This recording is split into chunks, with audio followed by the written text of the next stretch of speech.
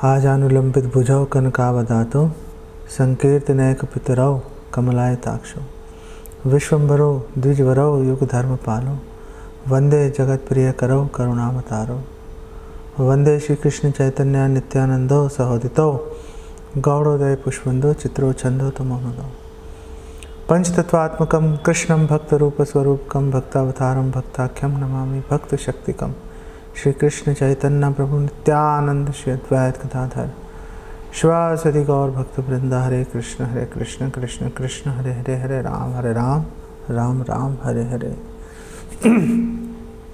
तो हम लोग आज श्रीमद् भागवतम चौथे स्कंद के 11वें अध्याय के श्लोक संख्या 31 से 35 31 to 35 हम लोग डिस्कस करेंगे। तो प्रसंग क्या चल रहा है कि ध्रुव महाराज तपस्या से भगवान को प्रसन्न करके वापस अपने राज्य पहुँचे। उनके पिता उत्तानपाद ने उचित समय आने पर उनका राज्याभिषेक कर दिया। ध्रुव महाराज के सौतेले भाई उत्तम वो जंगल में गया था शिकार खेलने के लिए, एक यक्ष ने उसको मार दिया। उसके पीछे पीछे उत्तम की जो माँ है सुरुचि, वो एकदम दुख से पागल होकर उसने भी जंगल में प्रवेश किया और जंगल की आग में भस्म हो गई। ध्रुव महाराज से सहन नहीं हुआ, अन्याय हुआ था ये। ध्रुव महाराज जाकर उन्होंने यक्षों पर आक्रमण किया, काफ़ी भयंकर लड़ाई हुई और असंख्य यक्ष मारे गए। अगर आप और इतने में स्वयंभू मनु आए और स्वयंभू मनु ने उनको बोला कि आप ठीक काम नहीं कर रहे, रुको। वैसे तो भागवतम का हर प्रसंग हमें जब हम श्रवण करते हैं या अध्ययन करते हैं तो हमें ये सोच के करना चाहिए कि हम इसमें से क्या निकाल सकते हैं, हमारे पे ये कैसे प्रासंगिक है, कैसे एप्लीकेबल है। ध्रुव महाराज के प्रसंग में हमें ये सोचना नहीं पड़ता। ध्रुव महाराज का प्रसंग ऐसा है कि जैसे हमारा ही जीवन चल रहा हो। ध्रुव महाराज घर से निकले तपस्या के लिए अपने घर वालों से अपमानित होकर। हम लोग भी घर वालों से रोज़ अपमानित होते ही रहते हैं। रोज़ का काम है, घर वाले हमें किसी ना किसी तरीके से अपमानित करते ही रहते हैं। लेकिन हम जिसे कहते हैं ना मीठे कीड़े मीठे कीड़े शब्द जो है पंजाब में बहुत इस्तेमाल होता है। मीठे कीड़ा एक ऐसा, उन्होंने बोला कि ऐसा कीड़ा है, मीठा कीड़ा है, वो आपको काटेगा तो आपको दर्द होगी और हल्का सा मज़ा आएगा आपको, आप उसको हटाओगे भी नहीं और दर्द भी झेलते रहोगे। तो जैसे छोटे छोटे बच्चे हैं, मीठे कीड़े होते हैं, आपको परेशान करेंगे, चैन की सांस नहीं लेने देंगे, लेकिन देखने में बड़े अच्छे होते हैं, तुतला के बात करते हैं, मन मोह लेते हैं और मीठे कीड़े की तरह चूसते रहेंगे। तो राजा ध्रुव, बालक ध्रुव जो है अपमानित होकर घर से निकले। हम लोग भी अपमानित होते हैं, हम लोग भी सुख की तलाश में, कैसे मन की शांति कहाँ मिलेगी, चारों तरफ स्ट्रेस है, घर में भी स्ट्रेस है, ऑफिस में भी स्ट्रेस है। ऑफिस में तो बहुत ही ज़्यादा हालत ख़राब है, लोग इतनी इंसल्ट करते हैं बिना बात के। खैर बिना बात के तो घर वाले भी करते रहते हैं उसमें तो क्या कोई लॉजिक ढूंढने बैठो तो कोई लॉजिक निकल के आया नहीं आज तक।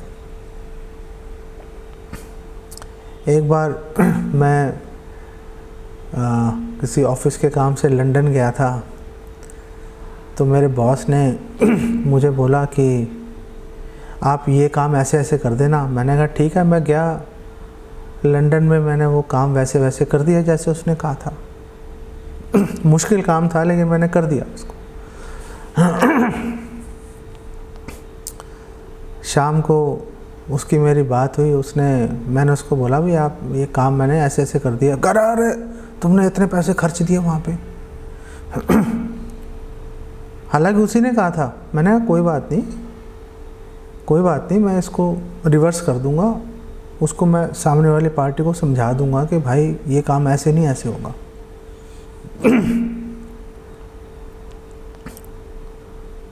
उसने कहा ठीक है, पहले फटाफट आप ये काम करो। मैंने कहा ठीक है, कर देता हूँ भाई। मैंने दूसरे पार्टी को फ़ोन किया, मैंने उसको जैसे भी समझाया और उसने मुझे बहुत गालियाँ दी, ऑनेस्टली बहुत उसने मुझे बोला उल्टा सीधा। मैंने सह लिया, चलो कोई बात नहीं, अब बात ख़त्म करनी थी। मैंने कमिटमेंट दी थी, कमिटमेंट से पीछे तो मैं ही हट रहा था ना, तो मैंने सुन ली उसकी बात।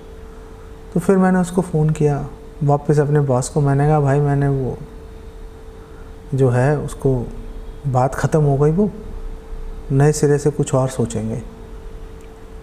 और वो शुरू हो गया, चढ़ गया मेरे पे राशन पानी लेके, और उसने ऊंचा ऊंचा बोलना शुरू किया फ़ोन पे। वो अमेरिका बैठा हुआ था।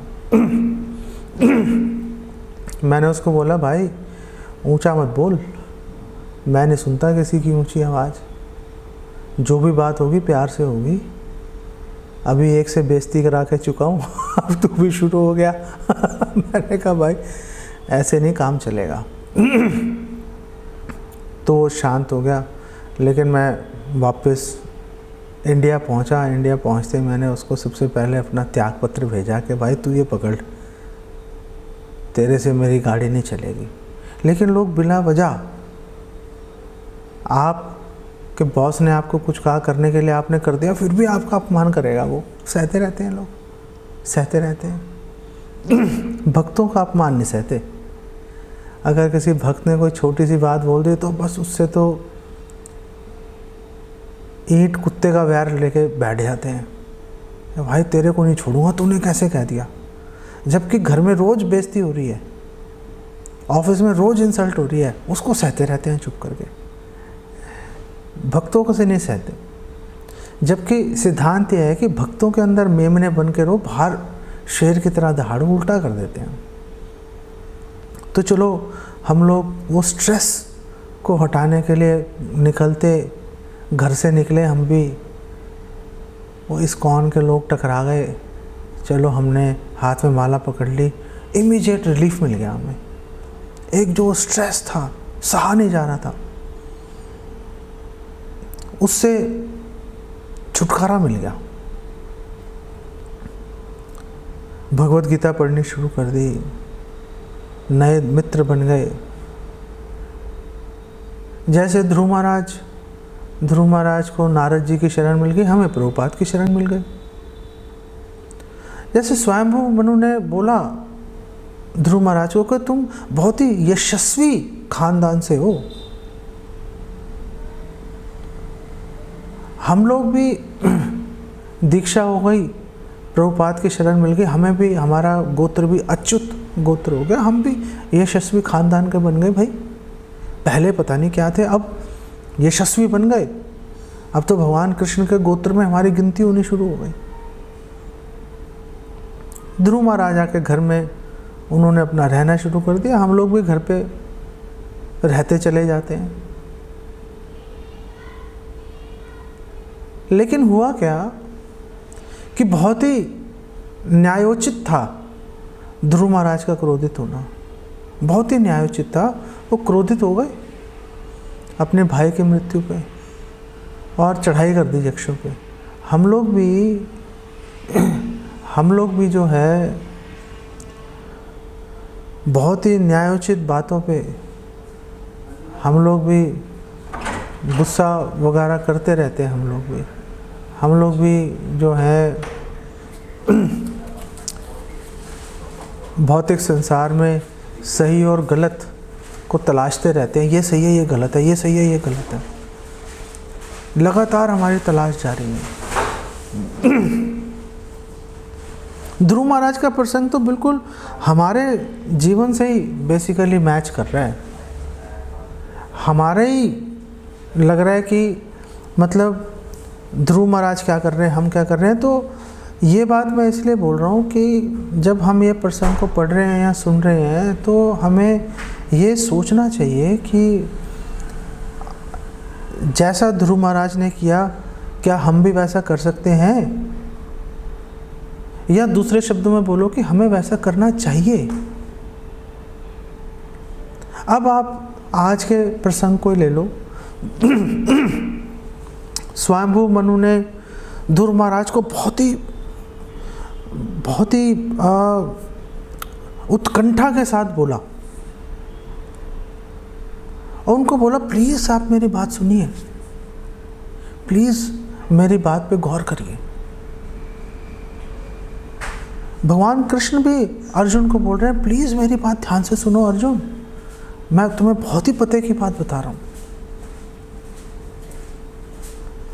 क्यों क्या आपका सुझाव है? क्या बात सुनूं आपके? ध्रुव महाराज ने पूछा। तो स्वयंभू मनु ने बोला कि आप परम भगवान पर अपना ध्यान केंद्रित करो। ये ध्रुव महाराज को बोल रहे हैं, जिन्होंने भगवान के साक्षात दर्शन कर चुके हैं। ये उन ध्रुव महाराज को बोल रहे हैं जिनके मस्तक पे भगवान ने अपना जो है शंख भगवान ने जो है स्पर्श किया था। जो धारा प्रवाह भगवान की स्तुति कर रहे हैं, उन ध्रुव महाराज को स्वयंभू मनु बोल रहे हैं कि प्लीज़ भगवान पे अपना ध्यान केंद्रित करो। हम लोगों को भी ये समझना चाहिए कि एक बोलते हैं ना कांस्टेंट एप्लीकेशन। हम भक्ति में आ गए, 16 माला हमने करने शुरू कर दी, दीक्षा ले ली, बात खत्म नहीं हुई, बात यहाँ से शुरू हुई है। Constant application. हमें हर रोज़ हर क्षण हमें अपने आप को कृष्ण भावना मृत के अंदर हमें नियोजित करना पड़ेगा। वन टाइम एक्टिविटी नहीं है, ओ हो गया भैया बात खत्म, नहीं। ये रोज़ का काम है, हर क्षण का काम है कि हम अपने आप को अप्लाई कर रहे हैं। हम रोज़ अपनी जो भगवान के प्रति जो हमारी सरेंडर की भावना है, शरणागति है, हम रोज़ उसको टेस्ट करें। बहुत ही महत्वपूर्ण बात है। अरे तो भगवान पर ध्यान लगाने से क्या होगा? भगवान पर ध्यान लगा दिया तो भाई उससे क्या होगा? तो अगर भगवान पर ध्यान केंद्रित करेंगे, बाकी चीज़ें नगण्य हो जाएंगी, तुच्छ लगने शुरू हो जाएंगी बाकी चीज़ें। और स्वयंभू मनु ने बोला कि अगर आप भगवान पर ध्यान लगाओगे तो ये जो टेम्परेरी हैप्पीनेस और जो विपत्ति है या सुख का जो समय है, अवसर है, वो आपको नश्वर दिखाई देना शुरू हो जाएगा। आप समझ जाओगे कि नश्वर है, दुख है, विपत्ति है, नश्वर है, सुख है, नश्वर है, आज है कल खत्म हो जाएगा। दुख है, बहुत ही भारी दुख आके पड़ गया सिर पे। यूक्रेन में देखो, यूक्रेन के अंदर लाखों लोग जो हैं घर से बेघर हो गए। हर देश के जो छात्र हैं जो वहाँ पढ़ने के लिए गए थे, वो मारे मारे फिर रहे हैं अपनी जान बचाने के लिए। लेकिन एक समय आएगा कि लोग भूल जाएंगे इस बात को, एक स्टैटिस्टिक्स बन के रह जाएगी ये बात, दुनिया चलती रहेगी। आज पाकिस्तान में एक मस्जिद में धमाका हुआ, उसमें 30-40 लोग तो वहीं मर गए और 30-40-50 लोग बहुत ही गंभीर घायल हैं। बहुत दुखद है, लेकिन दुनिया चलती रहेगी। बहुत प्रॉब्लमेटिक सिचुएशन है। जिनके घर वाले विशेष रूप से जो मर गए, संसार उजड़ गया उनका, ऐसा लगता है, लेकिन जीवन चलता रहता है। लोग रास्ते खोज लेते हैं। स्वयंभू मनु ने बोला कि आप भगवान पर ध्यान लगाओगे तो ये जो आपको नश्वरता, इस संसार की सुख और दुख की, अच्छे बुरे की नश्वरता आपको दिखनी शुरू हो जाएगी। और भगवान पर ध्यान लगाने से क्या होगा कि आप स्वस्थ हो जाओगे। स्वस्थ होने का मतलब क्या है कि आप अपने स्वरूप में स्थित हो जाओगे। स्वरूप स्थिति को बोलते हैं स्वस्थ होना। और जब आप अपने स्वरूप में स्थित हो जाओगे तो जो देहात्म बुद्धि है, मैं मेरा, वो देहात्म बुद्धि आपकी नष्ट हो जाएगी। ये ध्रुव महाराज को बोल रहे हैं कांस्टेंट एप्लीकेशन, कांस्टेंट एप्लीकेशन। रोज हमने इसके बारे में सोचना है। रोज हमने ये नहीं सोचना कि कल तो हमने बहुत अच्छा चैंटिंग किया था, बहुत अच्छा जप हुआ था हमारा, बहुत अच्छा हुआ था, बहुत अच्छी बात है। आज बताओ क्या हो रहा है। आज के बारे में बात करो। जो आपने जो कर दिया बात खत्म हो गई, आज की बात करो भाई, उसके ऊपर बात चलेगी।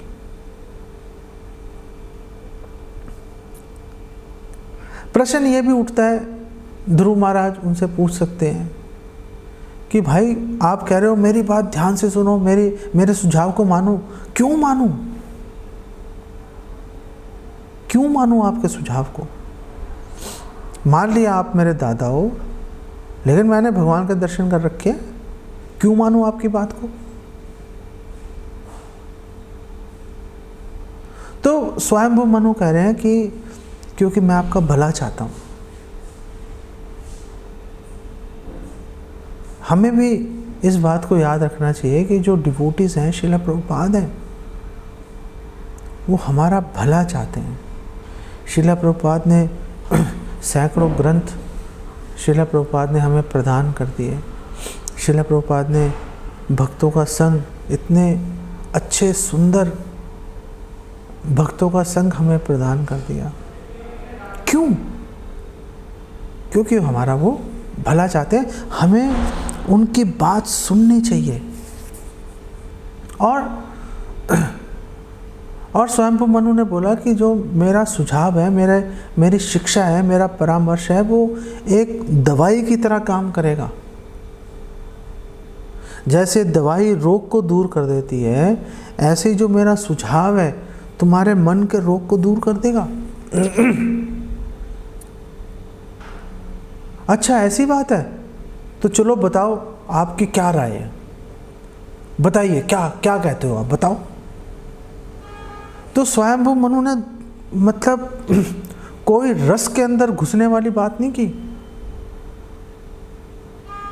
स्वयंभू मनु ने कोई रस में घुसने की बात नहीं की। स्वयंभू मनु ने एक बहुत ही प्रैक्टिकल उनको एडवाइस दी महाराज ध्रुव को। उन्होंने बोला संयच्छ रोषम भद्रम ते, कि हे ध्रुव तुम अपने क्रोध को नियंत्रित करो, अपने गुस्से पे काबू पाओ, तुम्हारा भला हो, तुम्हारा कल्याण हो, तुम अपने क्रोध पे काबू रखो। लेकिन हम कह सकते हैं क्षत्रिय के रूप में, उनको क्रोध करना कोई गलत तो है नहीं, क्रोध करना गलत नहीं है ध्रुव महाराज के लिए। लेकिन प्रॉब्लम क्या है क्रोध के साथ में कि एक बार हमने उस रास्ते पे कदम रख दिया एक, और फिर पता नहीं उसको हम क्रोध कर तो लेते हैं और हम सोचते हैं नहीं हम इसको काबू में रखेंगे, लेकिन क्रोध काबू में रहता नहीं है। वो काबू में रहता नहीं है। कब हमारे नियंत्रण से निकलकर हमें ही अपने काबू कर लेता है क्रोध, हमें पता नहीं चल पाता, हमें पता नहीं चल पाता। एक बार कई वर्ष पहले की बात है, करीब 10-11 वर्ष पहले की बात है, 11-12 वर्ष पहले की बात है कि मैं एक भक्त के साथ ट्रैवल कर रहा था बड़ौदा। किसी काम से गए थे हम दोनों। तो रास्ते में हमें एक चांदी की दुकान दिखाई दी, तो मुझे भगवान के लिए एक चांदी का दीपक खरीदने की मेरी इच्छा थी। हमारे आगे एक कनेक्टिंग ट्रेन थी हमारी, उसके लिए हम वेट कर रहे थे। मैंने कहा चल इसको देख लेते हैं। तो मैंने उसको बोला एक चांदी का दीपक दिखा दो। उसने कहा जी आप बैठो, मैं यहाँ पर नहीं है, मैं गोदाम से मंगवा देता हूँ। अच्छा जी, बैठ गए हम दोनों। 10-15 मिनट बीत गए। मैंने उससे पूछा, मैंने कहा भाई वो दीपक नहीं आपका आया, क्या हुआ? तो जो मेरे साथ भक्त थे उन्होंने मुझे बोला कि आप इतने गुस्से में क्यों? मैंने कहा मैं तो गुस्से में नहीं हूँ। अरे नहीं, तुम बहुत गुस्से में हो। मैंने कहा क्या कह रहे हो भाई, मैंने किसको गुस्सा कर दिया? मैंने तो उससे ये पूछा है कि भाई वो आप दीपक लाने गए थे, वो आप टाइम लग गया, क्या हो गया? तो उसने कहा देखो भाई, बात ये है कि आप गुस्से में हो या नहीं हो वो मैं बताऊंगा, मैं गुस्से में हूँ या नहीं हूँ वो आप बताओगे। आप खुद फैसला नहीं कर सकते कि जी मैं तो एकदम परफेक्ट हूँ।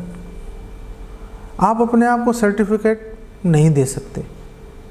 आपके बारे में दूसरे डिवोटीज़ हैं वो आपको बताएंगे कि भाई आप जो है वो ठीक से व्यवहार कर रहे हो कि नहीं कर रहे, आपको गुस्सा आ रहा है कि नहीं आ रहा, या आप ठीक से आचरण कर रहे हो कि नहीं कर रहे। अपने आप को खुद ही सर्टिफिकेट देने की कोई आप कोशिश मत करें, वो हम सर्टिफिकेट देंगे, बड़ी प्रॉब्लम है उससे।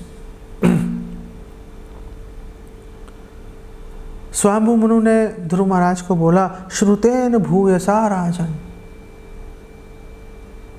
हे ध्रुव प्लीज़ आप मेरी बात को बहुत ही सावधानी से सुनो, बहुत ही सावधानी से सुनो।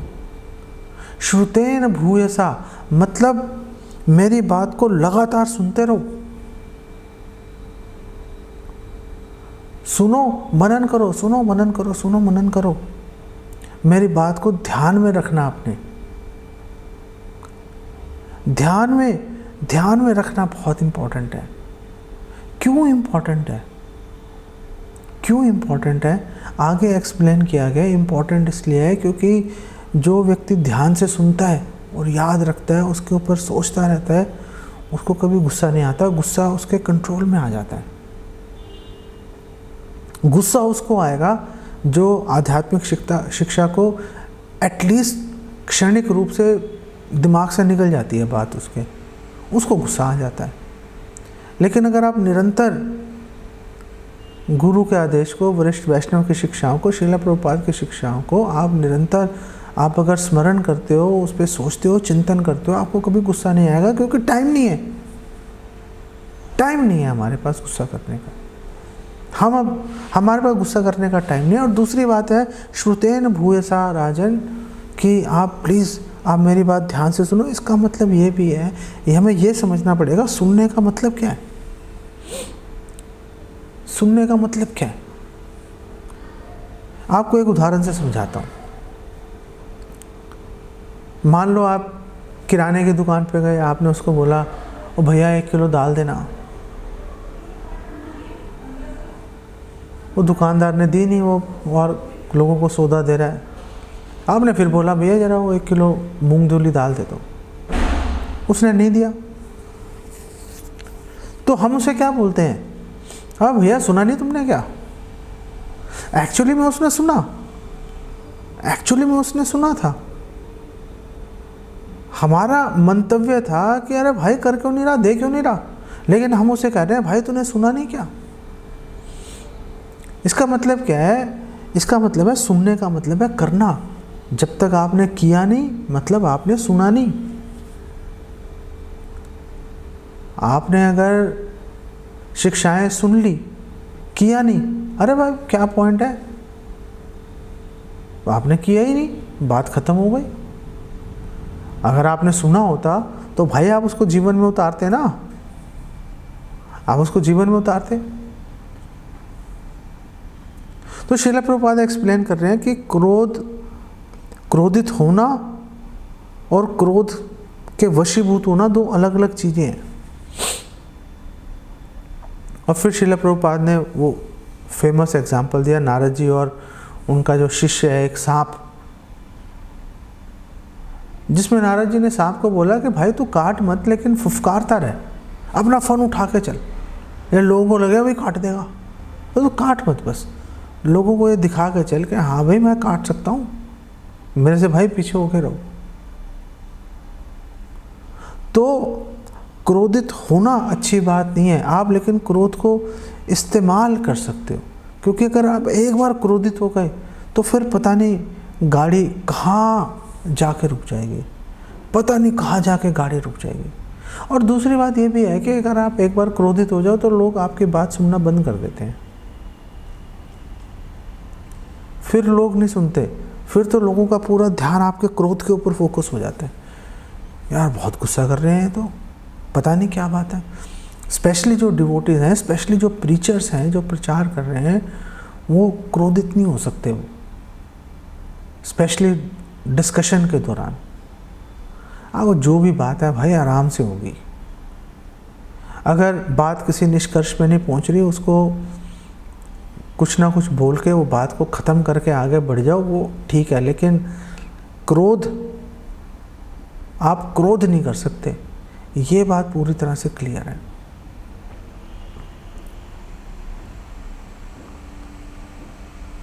लेकिन ये भी बात है कि भक्त जब क्रोधित, अगर एक भक्त क्रोधित हो जाए तो प्रॉब्लम खड़ी हो जाती है। लेकिन जब भगवान क्रोधित होते हैं तो असुर तो थर-थर कांपते हैं, लेकिन एक भक्त बहुत हृदय में उल्लासित हो जाता है। जैसे प्रहलाद महाराज है, जब भगवान नरसिंहदेव प्रकट हुए एकदम गुस्से से लाल, और ऊपर से हिरण्याकशिपु से लड़ाई कर रहे थे। लड़ाई करने के कारण और अधिक उनका क्रोध कई गुना बढ़ गया था। हिरण्याकशिपु की पेट फाड़ के उसकी आंतें निकाल के अपने गले के चारों ओर लपेट ली और जोर जोर से दहाड़ रहे थे वो। ब्रह्मा जी इत्यादि, लक्ष्मी जी, कोई सामने नहीं आया उनके। कौन आएगा सामने, कौन मौत को बुलावा देगा? लेकिन प्रहलाद महाराज सामने चले गए। प्रहलाद महाराज ने बोला, मुझे डर लगता है। ऐसा नहीं कि मुझे डर नहीं लगता, मुझे डर लगता है, लेकिन मुझे भौतिक संसार से, मुझे माया से डर लगता है। हे भगवान, आपके इस रूप से मुझे डर नहीं लग रहा। मैं बिल्कुल भी भयभीत नहीं हूँ आपके इस रूप से। माया से, जो कि आपकी दासी है, उससे मैं बहुत डरता हूँ। एक बार शिवास आंगन में बैठे थे चैतन्य महाप्रभु, विष्णु सहस्त्र नाम का उच्चारण चल रहा था। भगवान नरसिंहदेव का नाम आ गया उसमें। भगवान नरसिंहदेव का नाम आया, चैतन्य महाप्रभु भगवान नरसिंहदेव के आवेश में आ गए। पास ये गदा पड़ी हुई थी, एकदम नरसिंह भगवान का चैतन्य महाप्रभु, आंखें लाल, और जोर जोर से उन्होंने दहाड़ना शुरू कर दिया चैतन्य महाप्रभु ने, और गदा उठा के भागे बाहर। लोगों ने उनको देखा, ऐसे रूप को, लोगों की हालत खराब हो गई।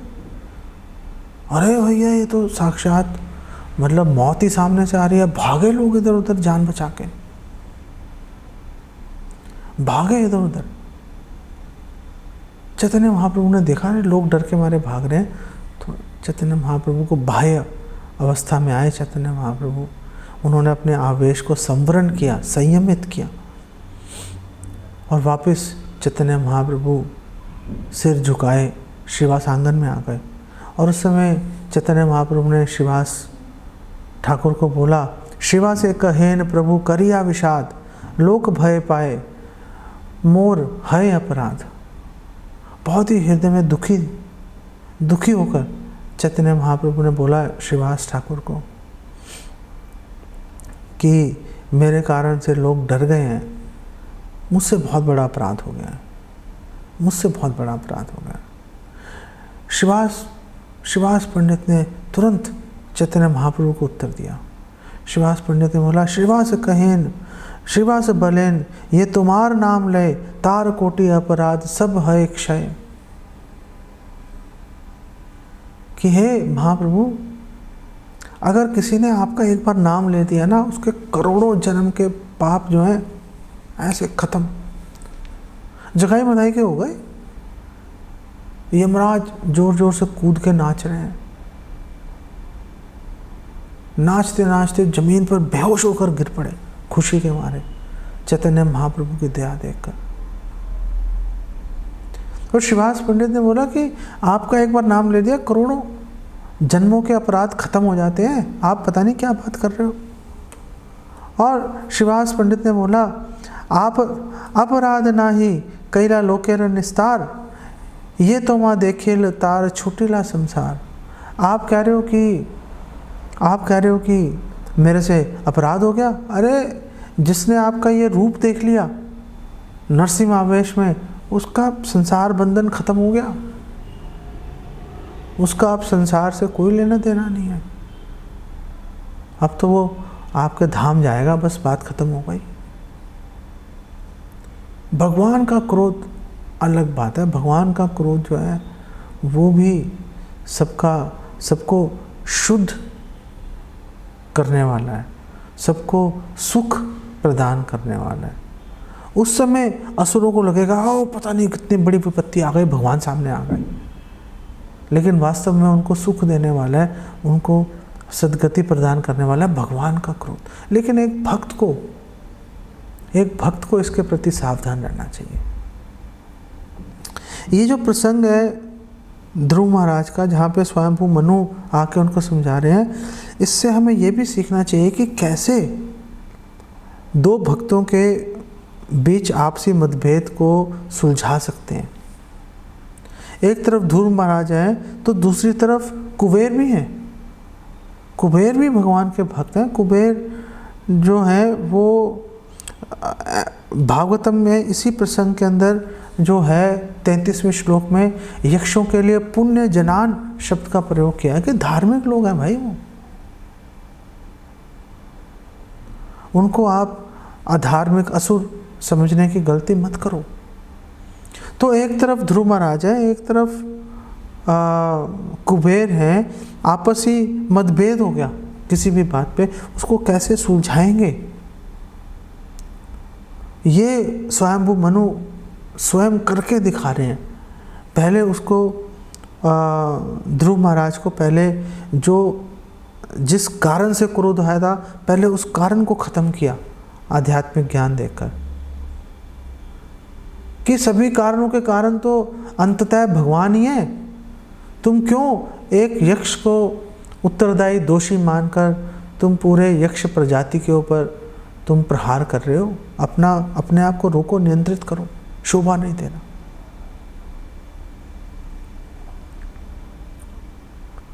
उनको ये भी समझाया कि देखो क्रोध करना भगवान को अच्छा नहीं लगता, अपराध होता है। दूसरे भक्त जो हैं आपको क्रोधित देखेंगे, उनके हृदय में भय आ जाएगा। अगर भक्तों का समाज है, छोटा सा समाज है, गिने चुने भक्त हैं, एक भक्त के दूसरे भक्त से आपस में अगर कोई मतभेद आ गया तो पूरे भक्तों के समाज में एक अजीब सी उत्तेजना, एक अजीब सा भय का वातावरण खड़ा हो जाता है। जिस डर से, जिस तनाव से छुटकारा पाने के लिए हम भक्तों के समाज में शरण ली थी, अगर वहाँ भी आपसी मतभेद, आपस में लड़ाइयाँ देखते हैं, तो फिर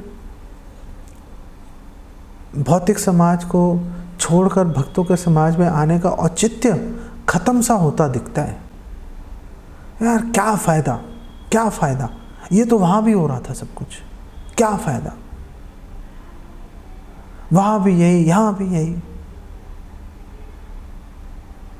कितनी समझदारी से स्वयंभू मनु जो हैं वो एक्सप्लेन कर रहे हैं, कैसे झगड़े को निपटा रहे हैं, कैसे दोनों भक्तों के आपसी मतभेद को ख़त्म कर रहे हैं। अब स्वयंभू मनु ने अगला तर्क लेके आए, जो एक आखिरी तर्क भी लेके आए, और उन्होंने बोला देखो जो कुबेर हैं, कुबेर शिवजी के परम मित्र हैं, तुम कुबेर के ऊपर प्रहार करोगे तो शिवजी को क्या अच्छा लगेगा? तुम खुद बताओ अपने दिल पे हाथ रख के, क्या उनको अच्छा लगेगा? उनको अच्छा नहीं लगेगा। तो तुम शिवजी के को ध्यान में रख के और शिवजी से कुबेर जी के संबंध को ध्यान में रख के तुम्हें कुबेर जी से समझौता कर लेना चाहिए। इनफैक्ट समझौता क्या, जाके उनसे माफ़ी मांगो भाई। जो तुमने किया उसके लिए जाके माफ़ी मांगो। आखिर तुमने कुबेर जी के प्रति, शिव जी के प्रति तुमने अपराध किया। जाओ जाके तुम्हें उनसे जो है बहुत ही सहिष्णु होकर, बहुत ही विनम्रता के साथ तुम्हें जाके उनसे मिलना चाहिए कुबेर जी से, और जाके उनसे क्षमा याचना करनी चाहिए, उनसे संधि करनी चाहिए। ऐसा ना हो कि कहीं अगर वो और अधिक क्रोधित हो गए कुबेर जी, तो ऐसा नहीं हो कि तुम्हारे परिवार पर, हमारे परिवार पे कोई आँच ही आ जाए। आखिर हैं तो वो भी वैष्णव, आखिर हैं तो वो भी वैष्णव। और श्रील प्रभुपाद बोल रहे हैं देखो, भक्तों के समाज में आपस में तो मैत्री भाव होना ही चाहिए। जो देवी देवता हैं, कृष्ण भक्त बनने का मतलब ये नहीं है कि उनका अनादर करना शुरू कर दो, उनको भी पूरा आदर देते रहना चाहिए। ऐसा नहीं है कि आप उनको आदर मत दो, उनको भी आपको पूरा सम्मान, जिसके वो हकदार हैं, वो आपको यथोचित सम्मान और आदर उनको प्रदान करना चाहिए। ध्रुव महाराज ने बोला कि मैं आपकी बात समझ गया हूँ, मैं आपकी बात समझ गया हूँ, आपका बहुत धन्यवाद, आपने इतना समय दिया मेरे को। और ध्रुव महाराज ने नतमस्तक होकर स्वयंभू मनु को प्रणाम किया, हृदय से आभार प्रकट किया, और स्वयंभू मनु वापस अपने लोक चले गए। भगवान कृष्ण ने भी जब अर्जुन को भगवत गीता का संदेश सुनाया था, शिक्षा दी थी, और उन्होंने बोला था यथा इच्छसी तथा करो, जैसी हे अर्जुन, जैसी तुम्हारी इच्छा वैसे करो। अर्जुन ने बोला करिष्ये वचना तवा, जो आपने बोला वो करूँगा, अब और कुछ नहीं करूँगा। जो आपने बोला है वो काम करूँगा। मुझे समझ में आ गया। अर्जुन ने बिल्कुल शुरू में अर्जुन ने भगवान कृष्ण को बोला था, जो मेरे लिए सबसे कल्याणकारी है, सर्वश्रेष्ठ काम है, वो बताइए। और उसकी परिणति यहाँ पे हुई जब अर्जुन ने बोला करिष्ये वचना तवा, जो आपने बोला है आपके कहे अनुसार चलूँगा। अब मुझे समझ में आ गया कि वही सर्वश्रेष्ठ है मेरे लिए, बाकी सब बेकार है। ध्रुव महाराज ने अपने हृदय में स्वयंभू मनु की शिक्षाओं को, उनके निर्देश को, उनके आदेश को अपने मस्तक पर धारण किया, और वो चल पड़े कुबेर जी से मिलने के लिए। क्या हुआ आगे अगले अध्याय से पता चलेगा। इसको मैं यहीं पे विराम देता हूँ। जगत गुरु श्रील प्रभुपाद की जय। हरे कृष्ण।